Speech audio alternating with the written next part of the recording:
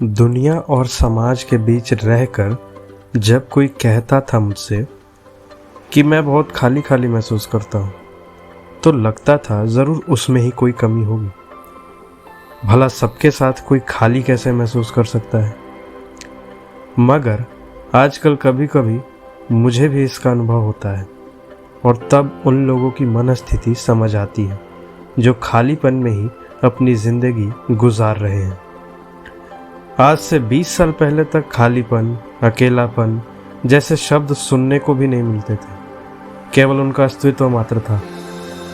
मगर जिस रफ्तार से समाज ने विकास किया, उसी गति से इन शब्दों का भी जंजाल समाज में फैला है। आज लगभग हर 10 में से 3 व्यक्ति ऐसी अवस्था में जीवन जी रहा होता है। खास तौर से हाई स्कूल, कॉलेज और नौकरी पेशा युवाओं में यह समस्या सबसे ज़्यादा नज़र आती है। कई बार तो उन्हें इसका पता भी नहीं चलता है, और कुछ समय बाद धीरे धीरे वह खुद को डिप्रेशन की अवस्था में पाते हैं। अक्सर लोग इस शब्द को गलत अर्थ में लेते हैं। उन्हें लगता है कि खालीपन और डिप्रेशन एक ही है, मगर असल में बात यह है कि खालीपन डिप्रेशन तक पहुंचने का एकमात्र जरिया है। समाज में किसी भी व्यक्ति को उदास देख उस पर हंसने वालों की अधिकता होती है, मगर उसका दुख दूर करने वाले 500 में से करीब 20 लोग ही होते होंगे। कोई व्यक्ति अपनी खुद की मर्जी से खालीपन की अवस्था में नहीं पहुंच जाता है, बल्कि उसके आसपास समाज के जरिए बनाई गई परिस्थिति उसे इस अवस्था में ला खड़ा करती है। अगर हम विश्व परिप्रेक्ष्य में बात करें तो अमेरिका में सबसे अधिक लोग खालीपन और अकेलेपन से ग्रसित हैं।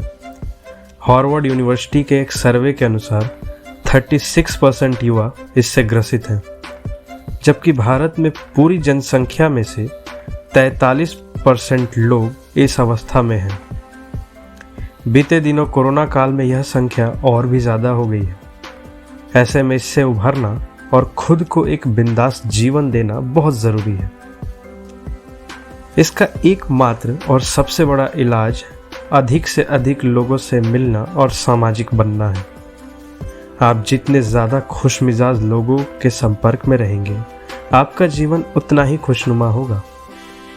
अपने बुरे वक्त में भी खुद को कैसे खुश किया जा सकता है, यह जानना सबके लिए बहुत ज़रूरी है, और इस पर ही काम करने की ज़रूरत है। अंत में सिर्फ जिंदा रहना काफ़ी नहीं है, सिर्फ जिंदा रहना ही काफ़ी नहीं है, जिंदा दिल रहना ज़रूरी है।